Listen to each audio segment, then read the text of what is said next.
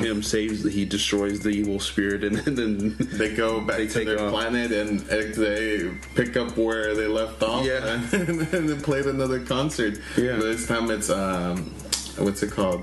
It's Universal, because I think it was Galactic at that point, but this time Universal because they're transmitting it to Earth. Yeah. So, and then we come to find out that the end of the movie, it's just this kid playing with his dolls. Just his imagination. Called the Crescendolls. Yeah. And it's a vinyl playing in the background. It's his imagination the whole time. Yeah. And that was the movie. In a short, like a little compacted version of the movie. It's definitely worth checking out. Hopefully, we've kind of piqued someone's interest in checking this out. I know we just skimmed to it so fast. Yeah, but it is what it is. It's a short film. It's an hour long. Yeah. You have an hour long to spare. 65 minutes. 65 minutes, hour and 5 minutes. Yeah. And so, I mean, I think a lot of filmmakers should watch this movie for me, for my personal view, because it doesn't pretend to like actual watching like somebody would do camera work or anything. Mm-hmm. But we could take away a lot from not having dialogue and stuff, and I think a lot of people, like I said, are misled at the beginning, but once you don't really need dialogue. It shows the importance of music that can actually push a movie and basically explain a movie without having any dialogue. Kind of the music kind of lets you feel what emotions that you're supposed to feel throughout the movie. It's refreshing to kind of watch a movie outside the norm. Like kind of stimulating those different points of your brain where you're like, oh, like I still understand, I can still interpret what's happening without it being force fed through dialogue. Exactly. Or like this story, because that's how. Like you were saying, in America, I feel like we are very dialogue heavy, and that's how we tell stories for the most part. And this one was fun because it's like pushing the narrative in a different way, and it's executed very well. It's beautiful to look at. Yes. It's kind of vintage now that it's 2003. It's kind of got that grainy kind of old school like Ghost in the Shell look to. And it's fun. It was. Check it out. It's good because it's done by one of the biggest animated companies in all Japan. Actually, the world. I dare to say the world. Thai Animation. So, I mean, if you guys like anime and you guys like Daft Punk, this is definitely your movie. Yeah, it's definitely in your. It should be on your list to watch if you haven't already. Right, and what else can I say? What more can I say about this movie? There's one thing I actually want to talk about. I don't know a lot about Daft Punk, but what kind of, if you know, what inspired them to have that type of persona that they have with the masks or the helmets and everything like that? I think from what and this is me. This is my point of view. It necessarily is not what they are. I think they're more consider themselves more like robots and stuff like that. Like I know that they use a lot more synthesizers in their music and stuff. And from the music that you hear, you don't think it's just two people. You think it's like 4 or 7 composers in one, but there's actually just two people fucking composing, doing all this stuff. And it's crazy. If you it's a little known fact that their first album was actually just beats from everyday life, or they actually spent the whole album's based on in the room. Oh, just actually, that's why it's called Homework. Oh, okay. So all the sounds, all the music, it's just beats from atoms that were in the room and stuff. Oh, okay, that's cool. So, and this is like their third film, by the way, because they have DAFT, which is their film to Homework. Okay. Which a lot of people don't know, it's a weird film. It's a really fucking weird film. Yeah. I love weird films, but this is if you guys are Daft Punk fans, go watch it. It's a really interesting story with a fucking dog detective. It's crazy. Okay. McGruff. I think I call him McGruff. McGruff. That's cool. Makes an appearance with Daft Punk. But then again, Daft Punk outdid themselves with this. Yes. I feel there's no other band, and it's kind of it was I would say refreshing, because back in the day when, like Wesley pointed out, like we had Pink Floyd, you know, that did films like this, where they were off the wall and they go along with the album and stuff, and we don't really have that anymore.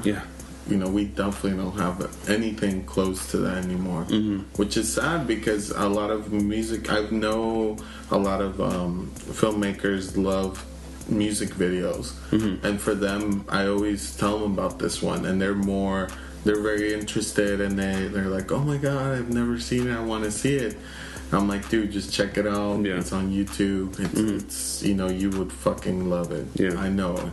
And then, like I said, any music or moviegoer would fucking love it. I know it.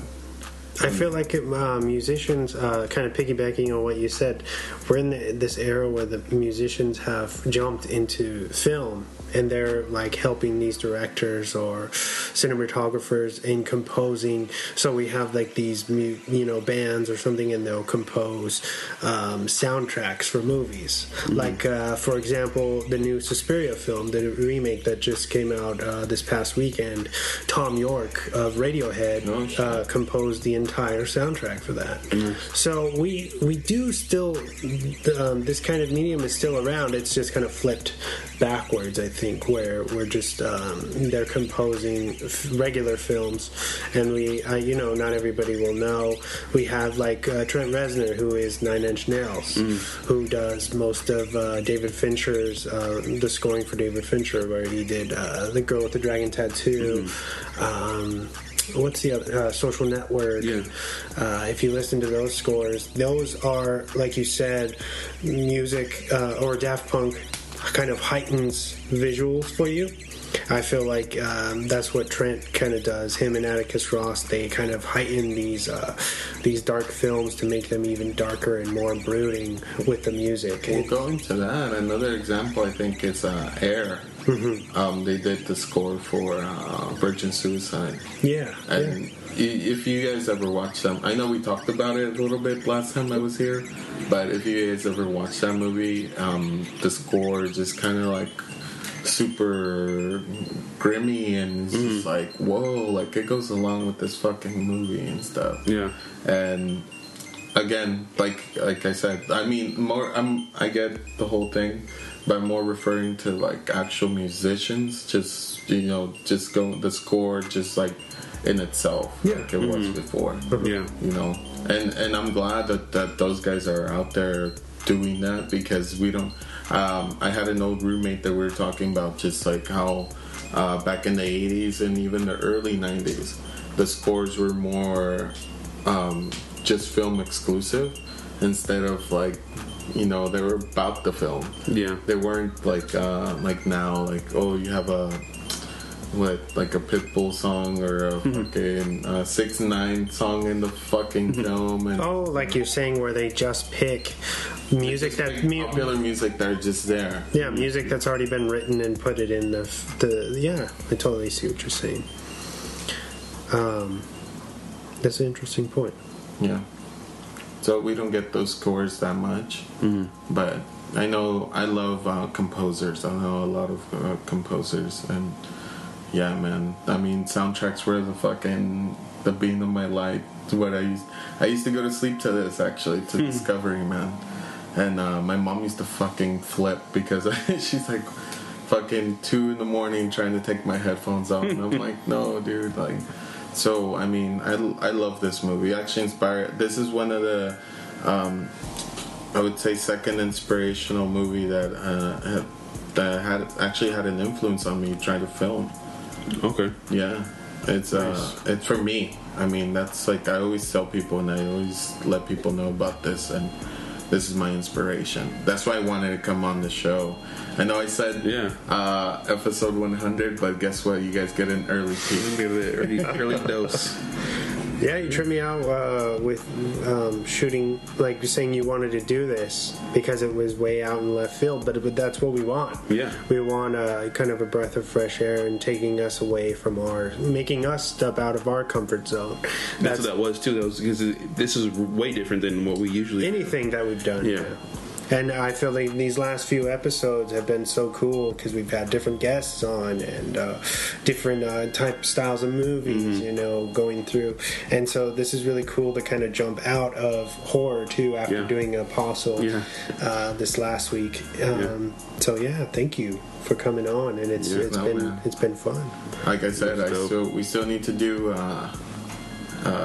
Episode 100, but if you, we're actually getting close, man. We're getting close. This is 85. You're not too about 15 weeks away. 15 weeks away. Wow. From the big 100. Oh. That's crazy. Dang. Can we get a preview of what we might review? I don't know. That's tough. I don't know. Because we don't go. Everybody asks me this on the street, and when I tell them I have a podcast, they say, "Well, what do you have lined up for the next fucking so many weeks?" Yeah. It's like, we don't do. We go week by week. I think it was for all the listeners out there. I think what was funny is that this episode just came up in Friday. Mm-hmm. Like on a Friday, I just asked "Yo, what are you doing this next episode? Well, do you want to be on it?" I'm like, you know what? Let's do this. Yeah. I actually wanted to do this because, like I said, it's my inspiration to a lot of stuff that I do, and it's because it is my 30th birthday coming up. Yeah. So I wanted a little bit more nostalgic to share with the world and stuff. Yeah. And I wanted, I know. You guys are fucking. I love movies as much as I do. And shit. And that's why we're here. We're here exactly. to fucking talk about our passion. Yeah. That's why we do this. Yeah. So, but we still need to review fucking Cruel Intentions or Romeo and Juliet. That is my request to both. I'm down. We need to do one or both. We could do both. I don't know. Would you want to do both in one episode? Whoa, that like a whole day. Like a whole day thing. Yeah. Whoa. Because I'll have to be honest with you, man. I love Cruel Intentions, but Romeo and Juliet, I haven't seen it in a long time, so maybe, who knows, your taste might have changed, but I really don't like it. You really don't like it? Yeah. Wow. You're the first person I've ever heard say that. Because Baz Luhrmann, I don't like his, and this is a very thing to be picky about, but I've studied film and stuff or whatever, but his editing style, it drives me fucking nuts. Like with the fast cuts, he started doing that in the beginning of The Great Gatsby. It's the same director with Leo, the newer one, the one from a few years ago, and he did all these fast cuts, and it was just like, I started hating that movie, and then he slows it down, and then it became a really good film. I actually really like that film, but Romeo and Juliet, I don't know, man. I don't know, and that's coming from a big supporter of DiCaprio and Claire Danes. But that'd be an interesting movie to do, though, because it's something that you kind of. I'll be the contrarian, for that one, I guess. But you're like you said, it might have changed for you since you haven't seen it in so long. I've only seen parts of that movie because when it came out, I think is when I saw it. Yeah, not in theaters, but when it came out on VHS or 98. Something like that? Nah. Right? Was it before? Earlier. 96. Oh, really? So 96. I was 7 years old when it came out, 8 years Even old. Even before Titanic, huh? Yeah. So, that was... I didn't understand that movie at all. Seeing that movie, I understand it now. Because Shakespeare's kind of... Yeah, it's like a modern take on Shakespeare. Yeah. So... But I'm interested to watch it. I haven't watched it since then, so that tells you a lot. That there's a lot of catching up to do with that movie. But I know the story of Romeo and Juliet, of course, but I haven't, like I said, haven't seen that probably in 15 years. Yeah, and again, another fucking soundtrack that I fucking love. That I mean, the music composer to that was just fucking on point with everything. But, you know, if we could do... Hey, you guys said you guys wanted off-the-wall stuff.